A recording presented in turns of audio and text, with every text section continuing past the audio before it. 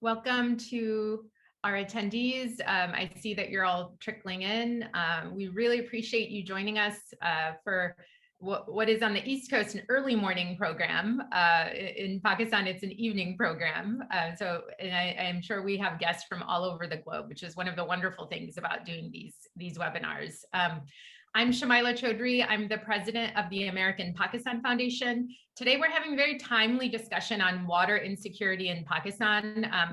As a heat wave goes throughout the region in South Asia, we're hearing of news events related to extreme climate change. And so today's conversation will definitely be timely and link up with current events. I'm going to just quickly introduce our speakers and moderator and leave you in good hands. Today we are joined by Aisha Khan from Islamabad. She's a development professional with over 2 decades of experience. She's the founder and head of the Civil Society Coalition for Climate Change.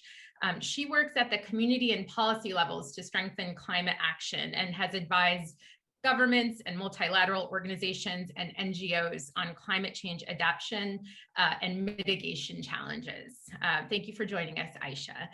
Next, we have Simi Kamal, who is a development professional with over 4 decades of experience in various topics, including climate change, poverty alleviation, women's rights, and many other important issues related to water security. She is the founder and chairperson of the Hisar Foundation.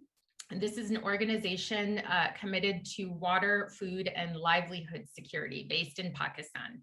And she has had several prominent positions and postings in her illustrious career, including serving as a member of the National Commission on the Status of Women and the head of grants at the Pakistan Poverty Alleviation Fund. So thank you, Simi, for joining us from Karachi. And last but not least, Farwa Aamer, who will also be our moderator and a speaker on these topics. She is a research analyst at the Stimson Center's Energy, Water, and Sustainability Program. Her research it's fascinating. It focuses on security and political dimensions of transboundary river water governance in the Himalayan region. And she's also led and hosted several Track 2 dialogues on hydro diplomacy in the South Asia region. And she was previously the director of the South Asia program at the East-West Institute. And I'm also proud to call Farwa a member of our American Pakistan Foundation Leadership Council, and she's been a source of counsel and wisdom to me as we host these conversations on Pakistan's socioeconomic issues. So without further ado, I will turn it over to Farwa to begin the conversation. Thank you, Shamila. That was a wonderful introduction. Hello and welcome everyone on behalf of both Stimson Center and the ABF. I'm delighted to be in the presence of both Simi and Aisha, as well as all of you who took out the time to join us for this very important and timely topic. But before we jump in, a few housekeeping notes. We'll begin with a brief overview of the topic, and then I'll have some questions for both Simi and Aisha, and we'll get their reactions and say about it. At the top of the hour, we'll open the floor up for audience Q&A. So please make use of your Zoom Q&A box and send your questions in for that part of the session. So now, without further ado, let's shed light on why water insecurity in Pakistan matters. In recent weeks, as Shamila pointed out, record level temperatures across South Asia, particularly in Pakistan and India, have sent alarm bells ringing across the board, heightening concerns for the intensifying threats of the ongoing climate crisis. Earlier this week, Minister of Climate Change, Sri Rahman, also flagged that Pakistan is one of the most water-stressed countries in the world and also one of the 10 most vulnerable to climate change as well. Previously, the IMF had also declared Pakistan to be a country under severe water shortage. Also, reports published both by the UNDP and the Pakistan Council of Research and Water Resources have warned that Pakistan might reach absolute water scarcity by 2025. Now, long periods of droughts, receding glaciers, politicization of shared rivers, consumption of contaminated water, and impacts on the agricultural sector are just some of the ramifications of this changing pattern of water that we are experiencing. And if urgent action is not taken, we are looking at a crisis of biblical proportions in the coming years or even months for that matter. So now having gone over some of these, facts and some like research points here, it will not be unjustified to also say that much of Pakistan's water challenges actually stem from lack of political will and unfortunately poor water governance and management. So I would love to hear from Simi and Aisha who are joining us today about how do they think, like especially under the current political landscape, how are the governments and authorities kind of stepping in to take urgent action, but also trying to develop a more holistic approach towards ensuring an equitable and sustainable use of water across provinces and districts and cities of Pakistan. So over to you. We can start with Simi and then Aisha, we'd love to hear from you. Okay. The term water security has become a problem in itself because we have in a way securitized the whole water dialogue. And what people understand from security is the possible fight with India over water. And that whole securitized dialogue has then been used to prop up certain kinds of governance and administrative structures across Pakistan. So first of all, we have to unpack this whole idea because yes, I believe that climate change for Pakistan is water change. Okay, the climate story is the water story because this century, what is really important is the impact of climate change. It's not about carbon. This century is not about carbon. This century is about water. And therefore, we have to be very clear that when we enter into this water security dialogue, and I'm saying this with a bit of trepidation because my own foundation is called the Foundation for Water, Food and Livelihood Security. And when we used that term 30 years ago, nobody knew the term water security or what it meant. But water security did not mean what is generally understood to mean, but water security at all levels. That means water for all uses, for all people, for everywhere in Pakistan. How do you secure water supplies in a terribly climate challenged world? That is how I think the water security needs to be understood. And because we believe that Pakistan's economy is a water economy and the value chains we have are all water value chains, whichever way you look at them. Therefore, it is really important for us to get to grips with what climate change is bringing. And then related to that, what you mentioned, Farwa, the politics and the governance and the management issues. I want to just turn all that on its head and put something else before you. If you look at the universities and what they are producing in the last 3 or 4 decades, it is all about the politics of water, okay?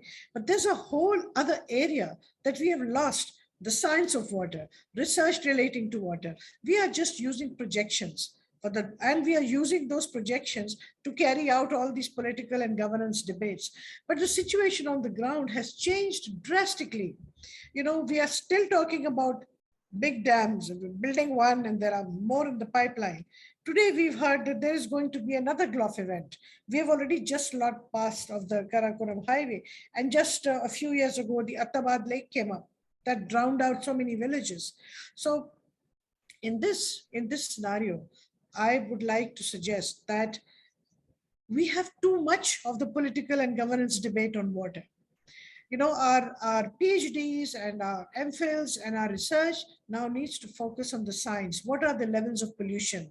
Okay, what are the real quantities and quality of water at different levels? What are people at the tail ends getting? What about the non-irrigated areas? What about the Barani areas? No one is talking about them. What about Balochistan, the coastal areas, the watersheds? What about all the desert areas? Cholistan is sizzling right now. Okay, I mean, so is the rest of Pakistan, but things are particularly bad in Cholistan. Who is doing the research to find out what is the situation there? So I think it's time for us to move a little away, take a breather for 2 or 3 years. Let's find out, do the primary research that is needed. Let us come up with the right facts and figures.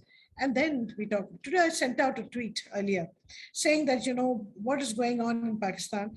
And the headline news is still about politics between parties and the politicking. So somebody wrote back and said, you haven't got it right. And why shouldn't people be involved in politics? And why shouldn't there be negotiated settlements? Yes, but our political parties don't have the facts and figures on their fingertips on which to base their dialogue. It's all rhetoric. So we need to move away from rhetoric and really get to grips. I'll come back to this later, but I'll hand over to my friend Aisha. Thank you. Thank you, Simi.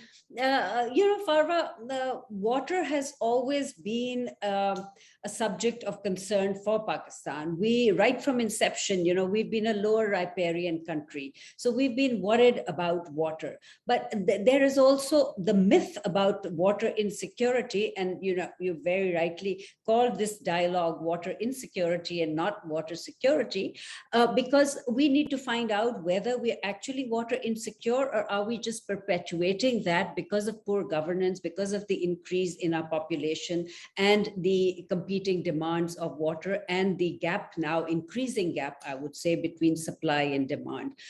In 2016, the Pakistan Council for Water Research and Resources, PCRWR, reported that in 1990, Pakistan had crossed the water stress line. And in 2003, it had crossed the water scarcity line. So I think this may have sent some alarm bells ringing.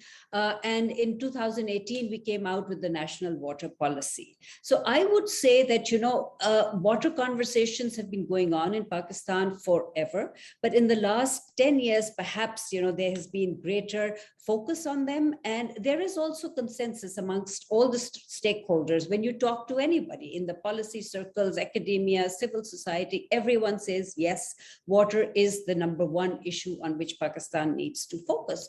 But despite this, the translation that we need to see of the policy into a framework and then implementation on ground is not happening. And that is perhaps because what Simi said, there's so many other governance issues. We have a governance crisis all the time, and people's interests are deflected. And instead of focusing on the priority issue of water management and how to make best use of that water. Because if you look at, the water inflows of Pakistan, they have not reduced so far, whether that is from rainfall, precipitation, or what we get, the 138 million acre feet in the Indus River, which is our lifeline. But the per capita has gone down drastically. So what we're looking at, the scenarios that PCRWR is painting, is based on misuse of water, mismanagement of water, the wrong cropping patterns. You can't call yourself a water scarce, water stressed country heading towards water scarcity and still be engaging in all the wrong cropping patterns where you're not valuing water. You cannot have a system where you do not put tariff on water, at least in the urban areas. We still don't have a regulatory framework for management of groundwater, because that is the strategic reserve of water that we have. And that is actually the most alarming thing, because for now, despite climate modeling, climate projections about reduction in flows from the upper catchment areas, the water intake has not reduced. It may reduce as the precipitation patterns change and snowfall decreases and there's accelerated melting and we have flooding for the next 20 years and then we have drought and desertification. But presently, the crisis we are facing is the rapid depletion of our groundwater. And that is the area on which we need to focus. Again, we have policies to say, recharge Pakistan. How are we going to do that? When are we going to do that? That timing, that attention, that implementation is very important. Today, I was incidentally at the Ministry of Water Resources, and I was flagging some of these issues. And the response I got was that water is now a provincial subject. So for implementation under the water policy, the master plans, the provinces are required to develop those master plans. So if we see that the water policy was made in 2018 and 4 years down the line, we still don't have water management plans. That means there is a gap somewhere here between, the coordination mechanism that is needed. So we need to work on all these issues simultaneously. And last, we'll continue this conversation, but I just want to say that water scarcity is not an issue only for Pakistan. It's a global issue.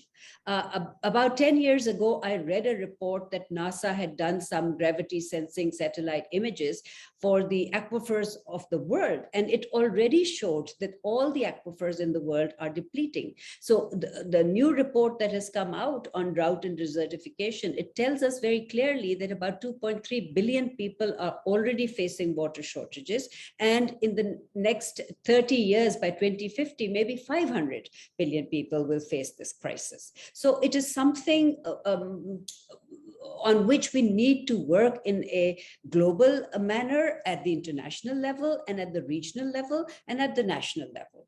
And then have a convergence where it provides the optimal use of water in a way where we promote hydro-solidarity, we promote hydro-diplomacy, and we look at it as a collective responsibility with inclusive uses and a shared resource that has to be managed for everyone's benefit.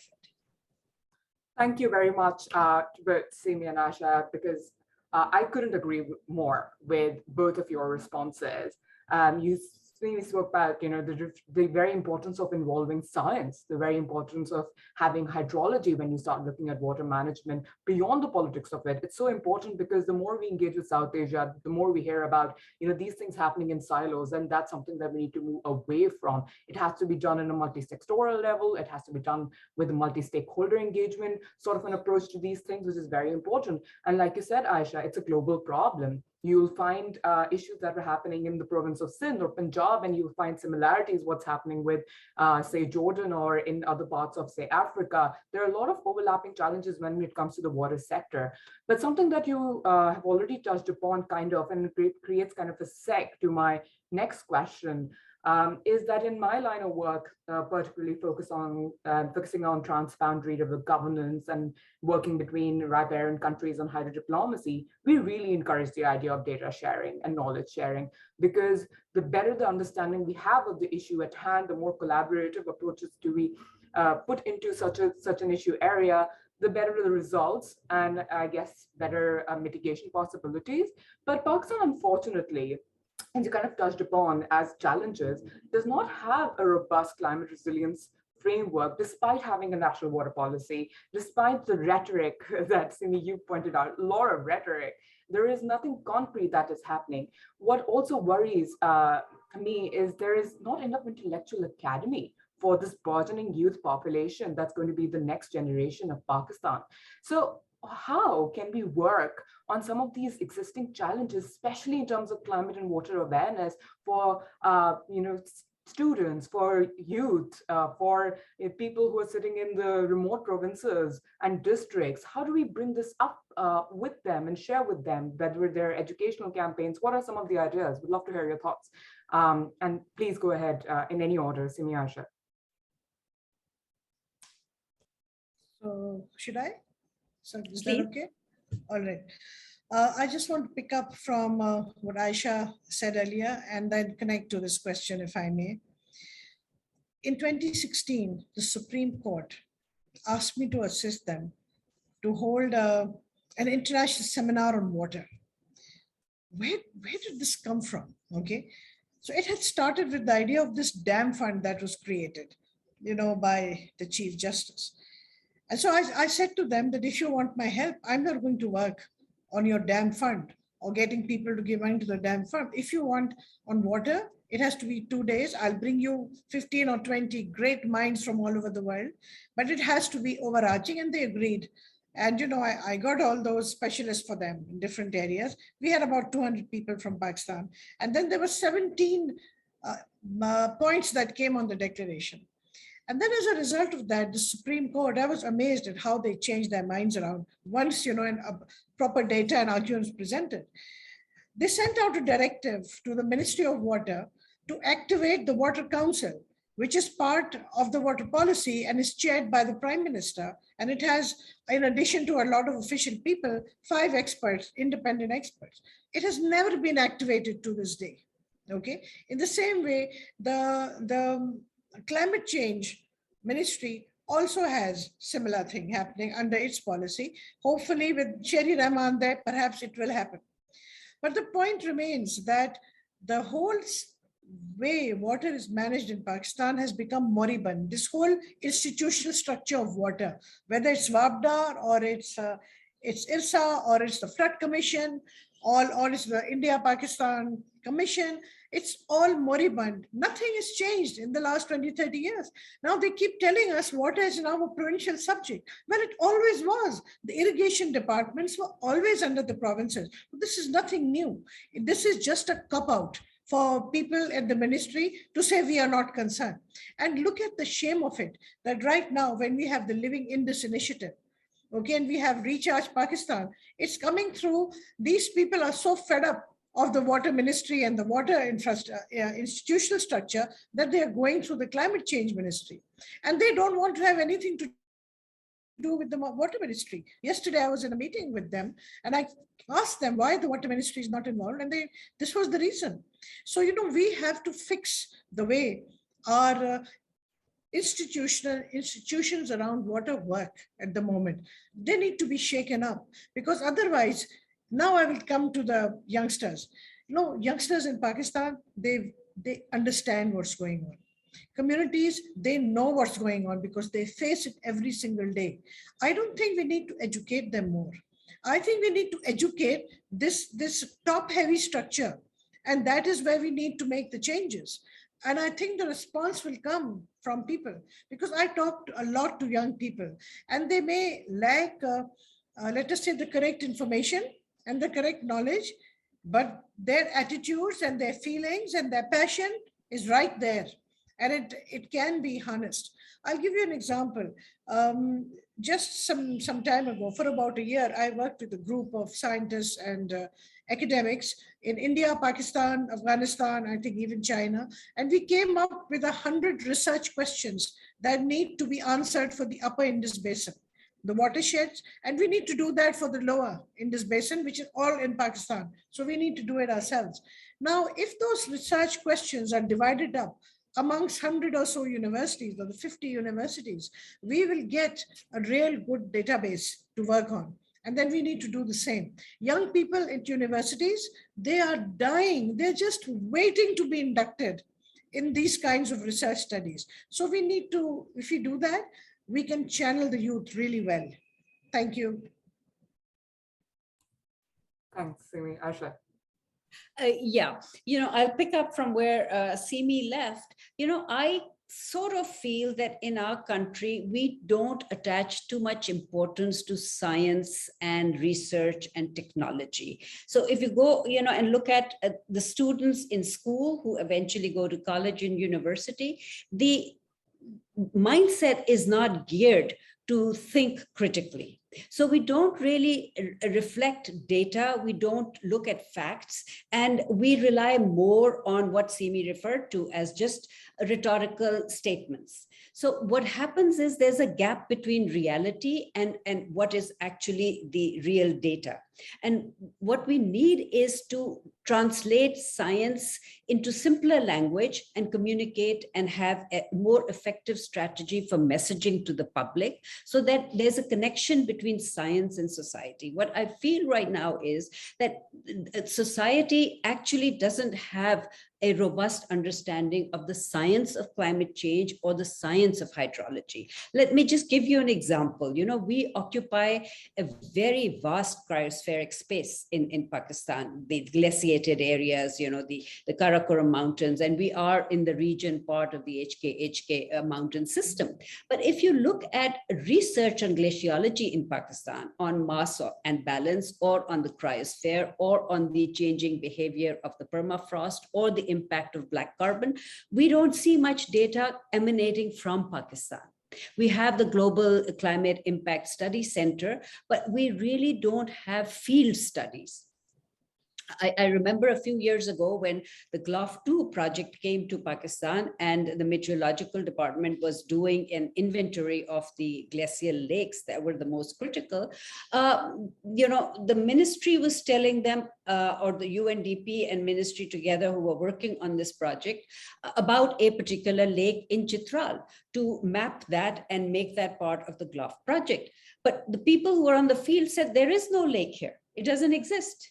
So, we need to correlate data with field studies, and that is what is, not happening. Right now, the Shisper Glacier that, recently we had an outburst. There's also from the Met Department and from the former DG Met, I understand that it is not a GLOF event. It was the water under the mouth of the glacier, the terminus, that had melted. It was invisible. And this is the 4th time this event has happened. So a glacial lake doesn't burst 4 times. When the ice wall breaks, it breaks and you don't accumulate water. So when an event is recurring like that, we need to understand, and we need to engage in very deep bathymetric study of the glacial lakes before we design the engineering solutions that will give us protection to the communities. So I think all these things, people are aware about what needs to be done, but somehow due to institutional weakness, due to lack of capacity, due to perhaps even lack of accountability to set targets and achieve them, we're not moving forward. So what we need to do is actually, and I've always been advocating for that, when we make frameworks, we need to have timelines for them. We need to have short-term and medium-term and long-term targets. We also need to allocate resources to say, where is the money going to come from? Are we allocating that in our budget? Do we have potential financial windows that we can tap?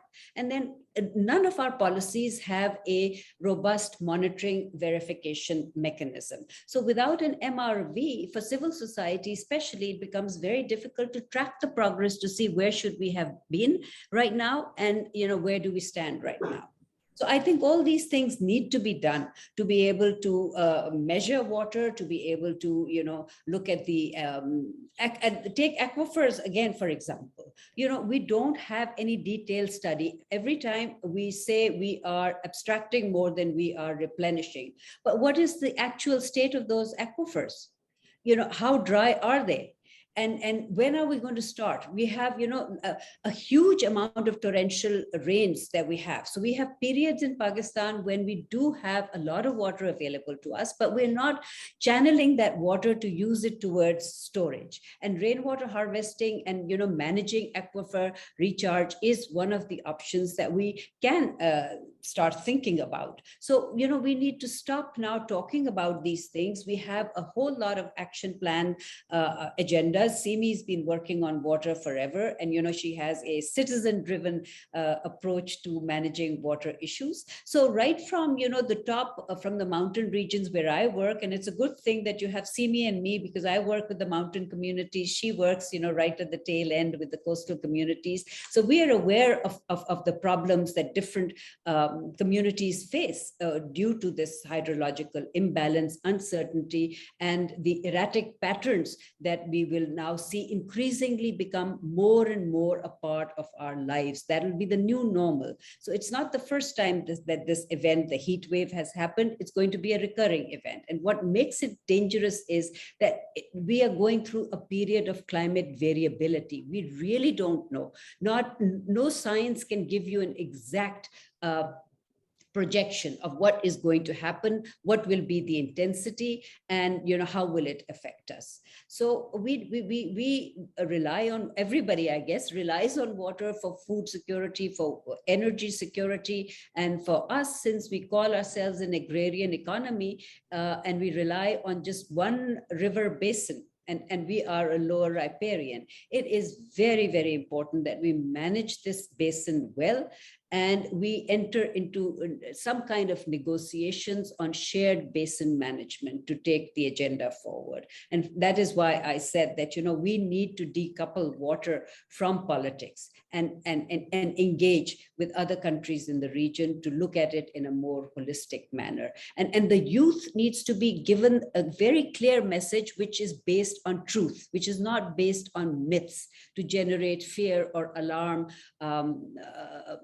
against anybody. The facts should be placed in front of them, and everybody should be made a partner in this water security agenda. So we should all know that we need to change our consumption patterns. We need to change our behavior. We need to change our usage of water, because if we don't, then we have two scenarios. One, business as usual, this will happen. Another one, this will happen. And let people have those clear choices. And if you put things to people in a clear and honest manner, I find that they respond very, very reasonably. It's when you hide facts and you try to say something which is not really based on facts, and you using water as a political tool to create your own narrative, that is where the confusion sets in. Super. These are some wonderful takeaways for just a lot of food for thought, a lot of key points. Couldn't agree more with the idea of creating avenues for the right kind of information being available to the youth or the population in general. Because the other thing that we're very much concerned about, and something that it's going to be a topic for another day, is the idea of climate misinformation and also disinformation, and what kind of threats that could bring along for a country that has very little protection in terms of a lot of other things. And if we start talking about the lower riparian status of Pakistan, and we can go on and on talking about how important it is for it to work with other upper riparian countries, or just the other countries that share basins with Pakistan on coordination, whether it's just like data sharing and scientific coordination, or just having an expert level exchange, which does happen, but the impact is still missing. So we are now going to just go on to our Q&A session, and I take some questions. First one here is kind of like a set into just what we were discussing about data and the challenges with not having enough research, and students, Simi, you pointed out, in universities, that they're actually there just holding their breath for that opportunity to come up so that they can be involved and they can participate. So this is a question from Brian Eiler, who's also program director of the Energy, Water and Sustainability program at Stimson.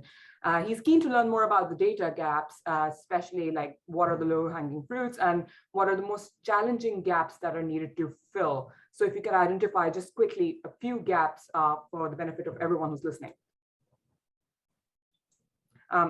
Simi, if you would like to take that, and then Okay. Just before I take that question, I'm just going to take 2 minutes to build a scenario within which we can look at that question better. There's this whole idea of who actually designs these questions, who does it benefit to look at these. We can't separate that. Is it the army? It's going to propel it in a different way. And, is it the administration, or is it particular groups in particular areas? So people's interests are different. So there is a scenario that needs to be understood by everybody who's here.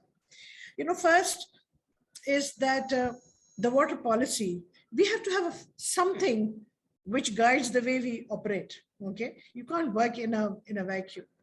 So the water policy that was finally made after years of political haranguing, it's important to understand that there was a political buy-in when that water policy happened, because all the 4 provinces at that time had different political parties running them, and all those chief ministers signed on to this. So that's really important, that we actually got a political consensus. Now the water policy itself, I'm sorry, is quite rubbishy. Okay, because everything under the sun has been put into that. But I say it is important because of the consensus. Now, based on that, my organization actually wrote out the whole framework of how it can be implemented with timelines, with responsibilities and with certain actions. And we picked all of that out from the water policy itself. It was all scattered. It was all not very logical. And before that, some years ago, we had come up with something that was dubbed the Citizens' Water Policy, because many of us worked on it for many years, people inside and outside the water sector from all over Pakistan. And we built a consensus of what Pakistan's water policy should be. If any of you are interested, I'll be happy to share that document with you. So one of the principles that we tried to establish there was, what are water rights? We don't have water rights defined. We have a plethora of laws relating to water. They don't connect to each other. They contradict each other. What is a water right? Right now, if you own land, you have a right to water. That is established in both urban and rural areas. So if you're landless, okay, nobody's obliged to give you water, right? There is only a matter of who can do you a favor and which political party will promise you and deliver, etc. Then the second principle is that the government, whether it's provincial or whether it's federal and right down to local government, the government is responsible for meeting the human right to water of every citizen of Pakistan. And they have the responsibility of getting that water to them. So we don't want to hear that there is a group sitting out there in the corner of Cholistan and the government is not bothered about how they should get water. So somebody has to be responsible, and I believe that unless we have a functioning local government, we cannot do that right to water. So that is the first part that is to be understood. Then let's come to data gaps. If we look at that scenario, the data gaps are huge. We don't even know which groups of water get how much, which groups of people get how much water, what sources, and on what basis. We don't know that. We don't know that in Pakistan's scenario right now, what is the right amount of water that should be a water right? What comes under water right? Is it drinking water, domestic water, and water for livelihood, or is it just drinking and domestic water? Okay. Then beyond the water right, what's the next level of water use? So is it municipal water? Is it agricultural water? Who are the rights holders? Should they be paying or should they be getting it for free?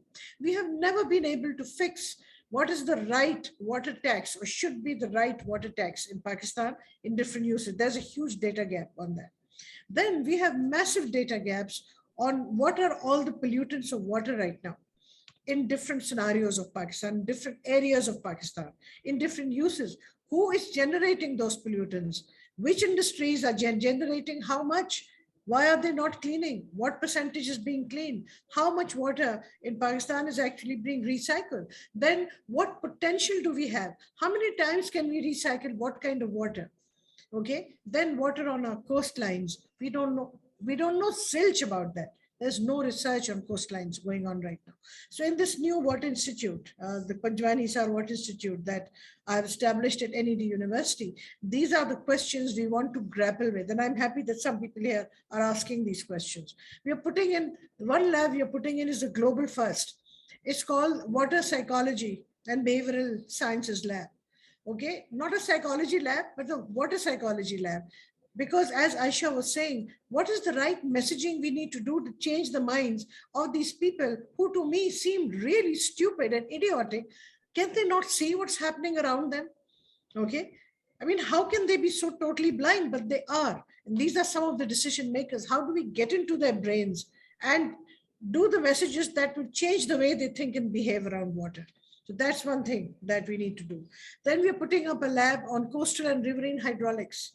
That's a complete area where we can't find work anymore. I'm sure these studies were being done 30, 40 years ago, but I can't find them now. The Ocean Institute of Oceanography does work in the ocean, but not on the coastline. Coastlines being deltas and all the rest. We want to look at the delta. I've been talking about the delta for 40 years, the Indus Delta. But there are intelligent people who say, oh, but we send so much water into the sea once every 5 years and that's enough. They call it escapage. They call it wastage. Okay. Then we are putting up a big data lab. We are putting water quality testing and a remediation and ecology lab because these things are not being done. We need nature-based solutions. The world has to go full circle. I'm sorry, but the way capitalism is working now isn't working. It's not going to happen anymore. We are destroying the earth. We have to get out of the capitalist mode. We got to get into degrowth and we have to learn to live very differently. And in order to do that, we need the new data. We have to be able to compare and tell our young people, this is how it will be if we don't do anything. as Aisha was saying, this is what will be if we do X, Y, Z, and this is what will be if we do A to Z. And these are things for which we need to have proof. We need to be able to give them. Young people don't believe in rhetoric anymore. They're fed up. Okay, they need to be given this. So that these are some of the data gaps. And as I mentioned earlier, who are the pollutants? The agriculturists are polluting, industrialists are polluting, where there was to be a whole drainage system built along with the irrigation system, which never happened. I don't want to go into post-colonial, that's another story, but that is part of the big story. So all those pollutants, they are flowing into the water supply. We can barely find clean water anywhere in Pakistan right now. Okay, so that is the huge data gap that we need to meet. And as we do the data, we don't have time. We have to come up with the solutions really fast. So if this kind of pollutant, what's going to clean it up?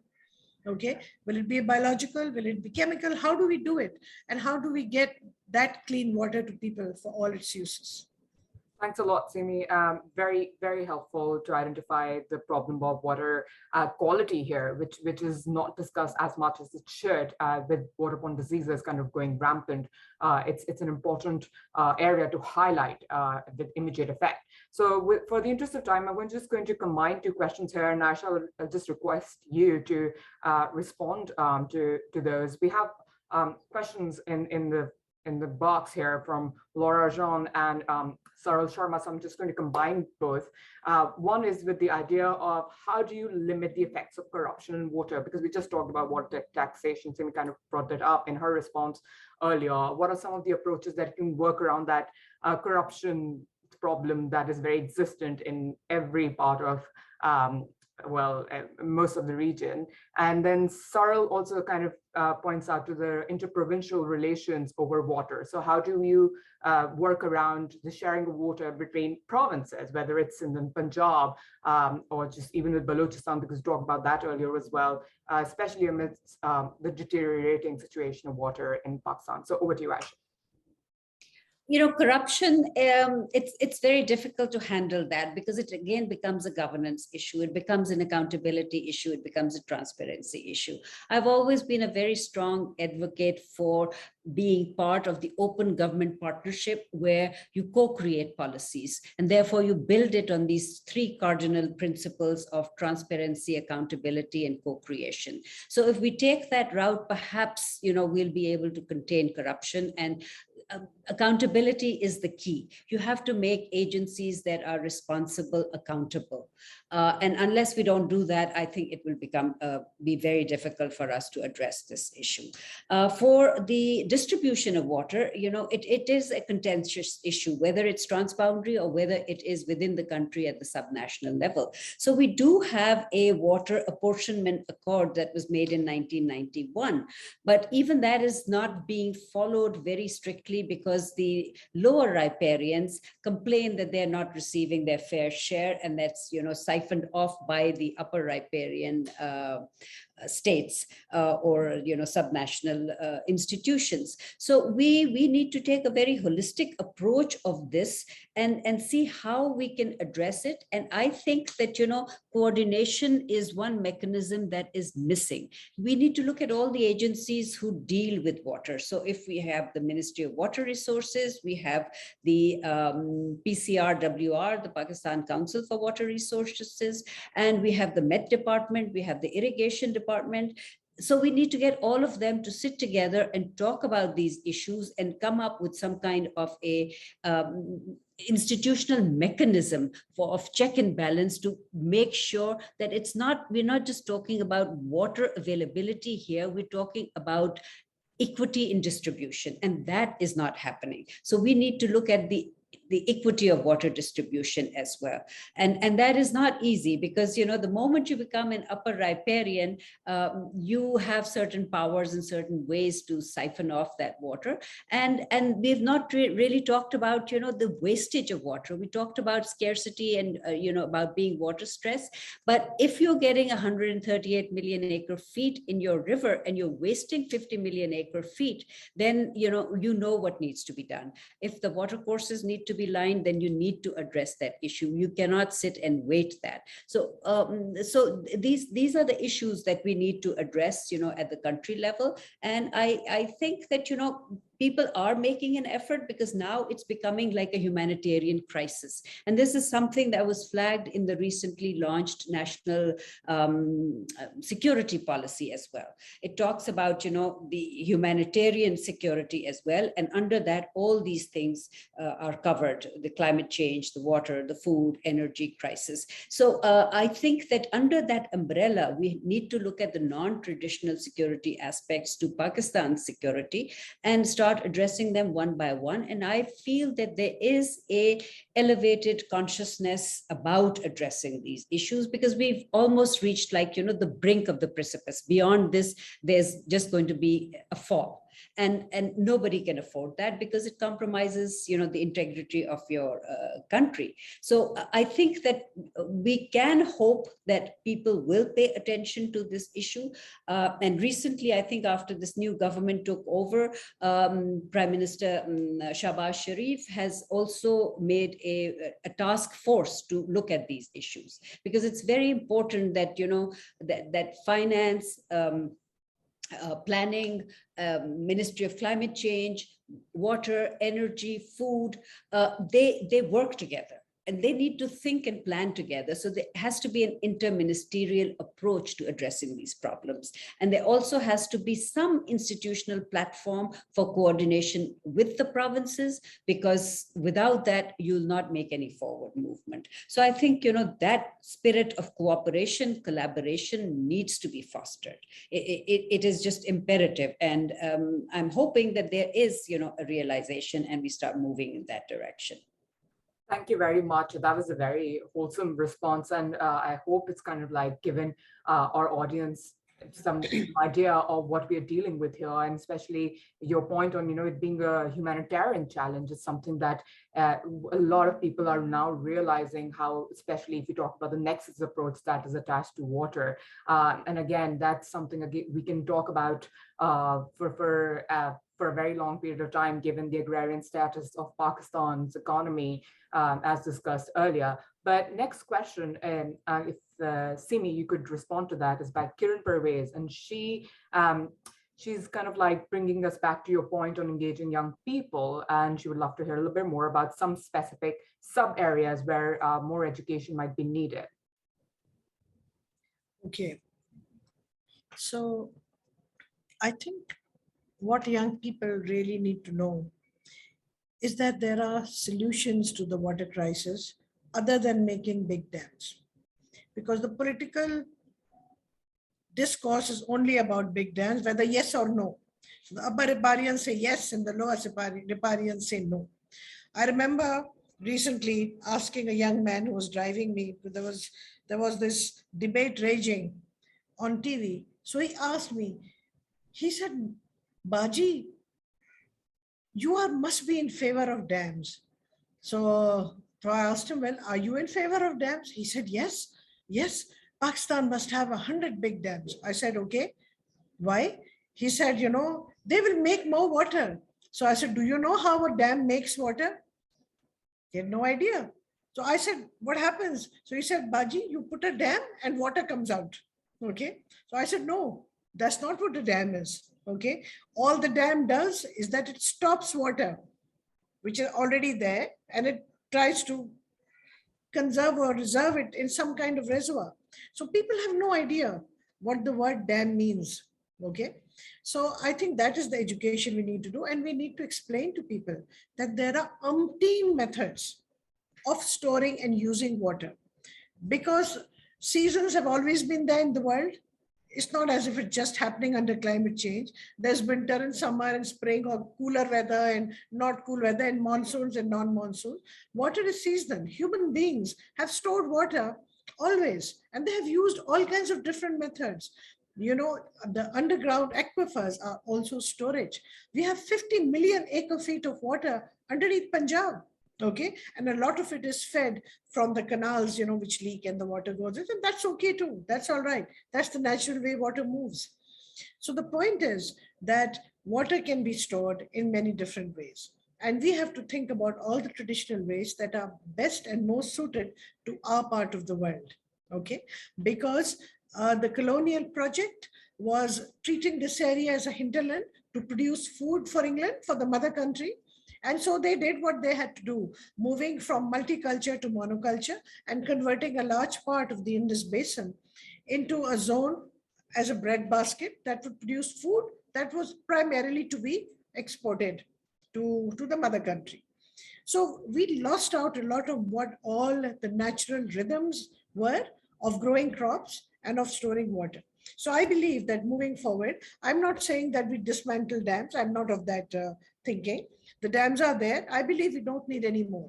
What we need to do instead is to go for low-cost local solutions, which are ponds, building ponds. I completely agree with Aisha that we have, when we get these, the flash floods, when we get, monsoon rain, all that water goes into drains, but we need to save that. We can even harvest moisture from Karachi's atmosphere, which I do in my home and a lot of other people do. So I believe that we need to build 1 million ponds, at least across Pakistan. And they can be built, they could be underground tonkas, they could be little ones on the surface, they could be bigger ones, they could be lined, not lined, covered, not covered. There are just so many ways we could do that. And that is the water security that will provide communities something to depend on. Because if you're depending on water that is to be put in a huge dam 1,000 miles away and is to come down to you over a certain time when your turn comes, what do you do the rest of the time? But you can have a local pond that will support the livelihood, that will support agriculture, will be available for drinking water. And we have to put in conservation measures. So those are some things that have to be learned. Many of our traditional methods have been, all the curries in Balochistan, they're drying up because people nearby have put in illegal pumps and they have just emptied out and mined the aquifer. Now it's going to take 100 years to fill that aquifer again. So I think these are some of the things that we need to do when moving forward.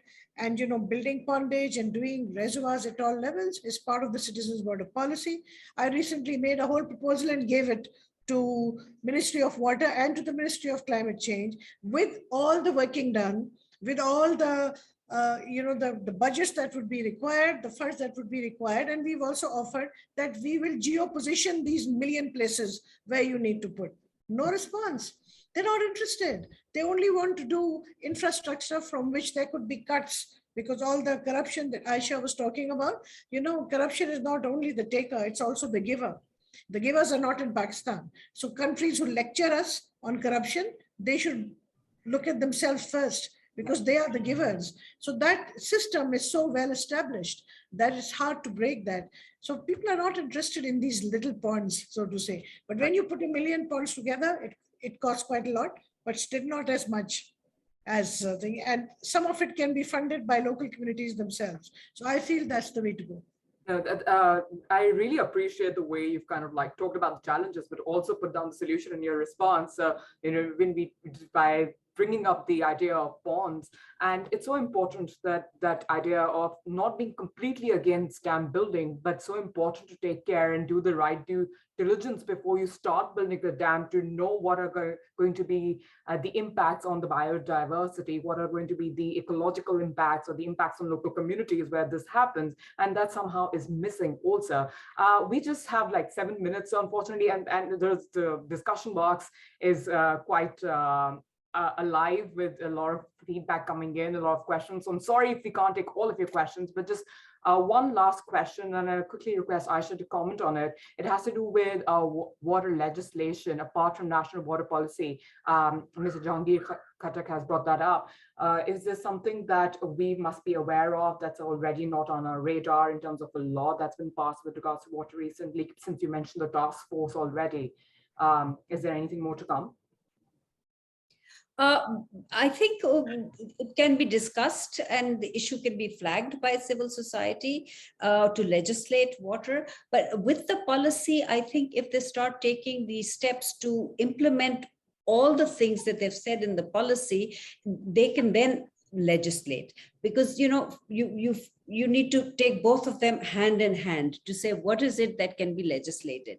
And the problem with legislation is that since it's a contentious issue, any government that comes into power is looking into their 5-year electoral cycle, and they're not willing to do anything to legislate that might go against them in the next elections and make them unpopular. So it is less about working towards making water legislations, and more about just doing enough to do what is necessary. So I don't think we're looking at legislation right now. I personally would be very happy if I see more work done on the implementation of the policy and at the provincial levels, and step by step develop an implementation framework that takes us forward. Yeah, but with a quick take on, I'm tempted to say this because we were talking about the young people, and I just, again feel that 75% of our children go to public sector schools. So our teaching methodologies and our learning outcomes are very poor. And if they're not based on science and, if they don't promote critical thinking, then whatever else we tell them, the mind doesn't process it correctly to give us the desired outcome. And we need to start focusing on that, to create a mindset that is rational and that responds to reasoned arguments. Otherwise, we're not going to be able to take this agenda forward. We have a huge youth bulge in this country. 22 years is our median age. And if that mindset is not critical in its thinking and able to analyze the information that it's being given in a way that is productive, that is objective, that is able to formulate a policy that guarantees the water security and takes the right measures, then we're not making any headway anywhere, because the policy itself will speak to you, but it will not be accepted by the people. So the buy-in from the people is very important. For that, we need to create that mindset that accepts the findings of science and research and looks for more innovative ways to address the water challenge. That's incredible to hear those insights, because it kind of shows us what a cycle it is of awareness, of putting things together, and then you have to get the buy-in, and it goes back to awareness. Every time you have to implement something new or bring something new, it's so important that everyone understands that it is for the benefit of, say, 5 years down the road, this is what's going to bring. And unfortunately, that also takes us to the transparency issues that we've talked about once again, with data or lack of data. And if there is data, it's not shared with the right stakeholders for them to take timely action on this. And there's another thing that I wanted to comment on, because Zishan kind of brought it up in the Q&A box as well, is that all of us on this panel are women. And he also kind of has, one of his questions is, how do we educate or kind of like prepare the communities to kind of secure water for themselves? So one thing I do want to mention is how water, or just climate in general, has exacerbated the gender and social inequalities around the globe, and mostly in the developing world. And in a country like Pakistan, where these inequalities are already quite prominent, how important it is that when we talk about all the issue areas of science, hydrology, corruption, legalities, that we also talk about making sure that there is a more inclusive and gender balanced climate and water policies going forward. And that means you are involving not only people at the top who are women, but also community level engagement and involving those women, because we are all quite, especially those who study the subject of water, are aware of the issues that women and young girls face, whether it's about leaving their educational opportunities behind, or walking miles and consuming contaminated water, and what does it do to livelihoods of mothers. It's really hard when you look at the health side of things also that women face. So that's something that we must also keep in mind as we try to rethink or just try to understand water insecurity or water crisis or water stress or whatever you want to call it in Pakistan or for the greater part of the developing world. But with just a minute I think it's time for us to close this session. Unfortunately, we weren't able to take all the questions, but we tried the best to answer most of them.